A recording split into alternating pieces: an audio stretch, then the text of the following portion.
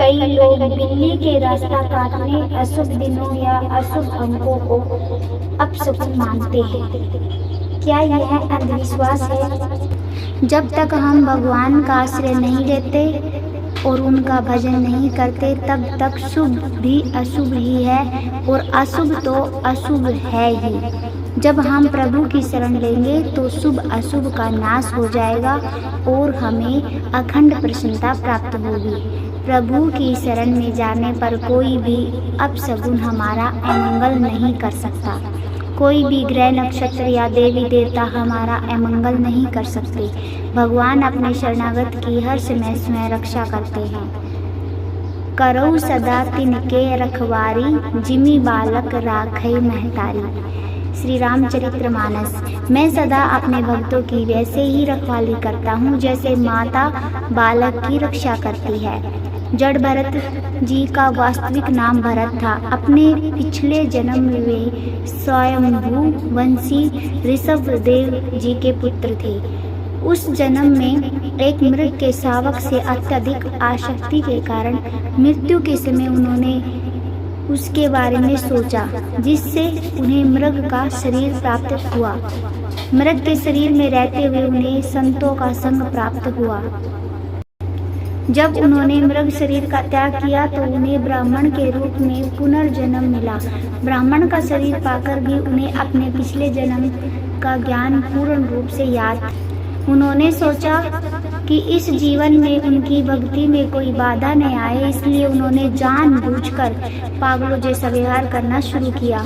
जड़ भरत जी के परिवार वाले उनके साथ बहुत बुरा बर्ताव करते थे। वे इधर उधर मजदूरी करते और जो भी भोजन मिलता खा लेते। जहाँ भी जगह मिलती वहीं सो जाते।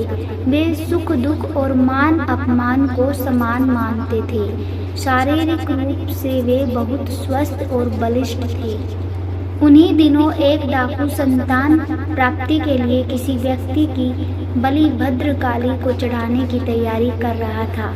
जब बलि का समय आया तो जिसे बलि देना था वह भाग गया।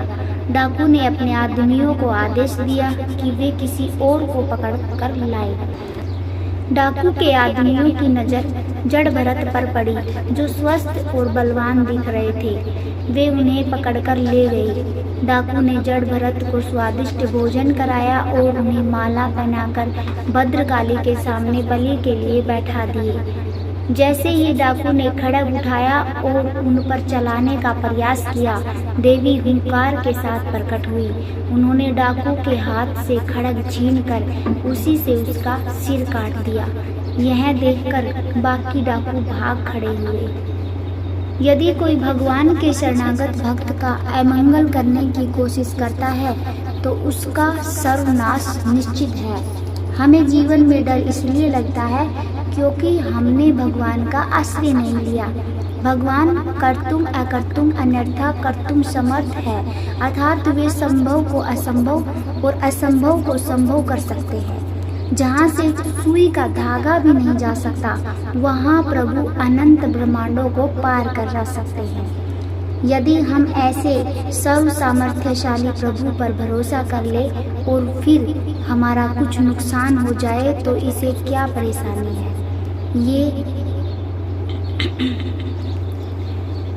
वे हमारे लिए नई सृष्टि रच देंगे। वे हमारे मालिक हैं और जो हुआ है वह उनके विधान से हुआ है। इसमें अवश्य हमारा ही कल्याण होगा। एक भगत की यही सोच होती है और इसी कारण वह मृत्यु के समय भी भयभीत नहीं होता। यदि आप प्रभु का आश्रय नहीं लेंगे तो छोटी छोटी बातों में भी आप परेशान हो जाएंगे। जिसके हृदय में भगवान का स्मरण है उसका कोई अमंगल नहीं कर सकता। लेकिन यदि हमारा अहंकार बड़ा हुआ तो प्रभु उसका इलाज करने के लिए हमें कुछ कष्ट दे सकते हैं, जिससे हमें लग सकता है कि भगवान ने हमारी रक्षा नहीं की। उन्होंने ऐसा इसलिए किया ताकि हमारे विकार नष्ट हो और हम उनके और अधिक निकट आ सके। इसलिए बड़े बड़े भक्तों के जीवन में भी उतार चढ़ाव देखे जाते हैं। सीम की चापी सकई कोई तासु, बड़ रखवार रमापति जासु। श्री रामचरितमानस। लक्ष्मीपति भगवान जिसके बड़े रक्षक हों, भला उसकी सीमा को कोई दबा सकता है। जीवन में कुछ ऐसी घटनाएं होती हैं जिनसे आप प्रभु की रक्षा को लेकर प्रश्न उठाने लगते हैं। यह सब पूर्व कर्मों के अनुसार होता है और हम इस बारे में नहीं जानते। इसलिए यह प्रश्न खड़ा हो जाता है कि यदि भगवान मेरी रक्षा कर रहे थे तो मेरे साथ ऐसा कैसे हुआ।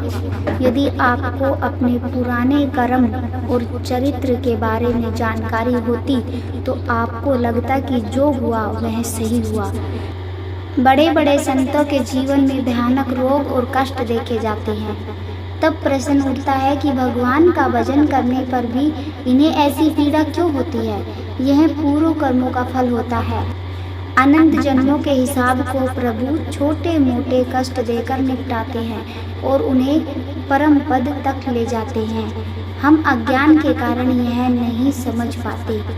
यदि आपने भगवान का आश्रय लिया है तो आपके जीवन में भय, चिंता और शोक नहीं होगा। आप निर्भय, निश्चित और निशोक हो जाएंगे। ये छोटी छोटी बातें तब तक हमें सुख या दुख देती रहती हैं जब तक हमें सुख समुद्र स्वरूप भगवान का अनुभव नहीं होता। शुक्र, शनि, ग्रह, नक्षत्र किसी में इतनी ताकत नहीं कि भगवान के शरणागत का अमंगल कर सके। राधा वल्लभ भजत भजी, भली भली सब होई, जीते विनायक शुभ अशुभ, विघन करे नहीं कोई। विघन करे नहीं कोई, डरे कलिकाल कष्ट भय, हरे संकल्प संताप हर्षि, हरि नाम जपत जय। श्री हित सेवक वाणी। भगवान का भजन करने वालों का सब प्रकार से भला होता है। जितने शुभ अथवा अशुभ विघ्न राज हैं वे विघ्न नहीं करते। यहाँ तक कि दुर्बुद्धि पूर्ण कलयुग के द्वारा मिलने वाले अनेक प्रकार के कष्ट तथा काल भी उनसे डरने लगते हैं। प्रभु का नाम जपे और उनका आश्रय ले, तब कोई भी शोक आपको शोकित नहीं कर सकता। जीवन में शंका, संशय, घबराहट आदि तब तक ही बनी रहती है जब तक हम सर्व समर्थ भगवान का आश्रय नहीं लेते। अपने घर गृहस्थी के कार्यों को भगवत अर्पण करके रोजाना कुछ समय ऐसा निकालें जिसमें आप नाम जप, कीर्तन और भगवान के चरित्र का गान करें। चलते फिरते राम, कृष्ण, हरि या प्रभु का जो भी नाम आपको प्रिय हो उसका स्मरण और जप करें। शुरुआत में आप 24 घंटों में मात्र 24 मिनट भजन करने का नियम लें। यह आपके रोम रोम को आनंदित कर देगा और आपके जीवन में परिवर्तन लाएगा। लेकिन यदि हम भगवान के लिए समय नहीं निकालते तो हमें अपने कर्मों के परिणाम भोगने पड़ेंगे। इसका समाधान केवल भजन से ही हो सकता है। किसी झाड़ू फूंक या कलावा बांधने से इसका हल नहीं निकल सकता।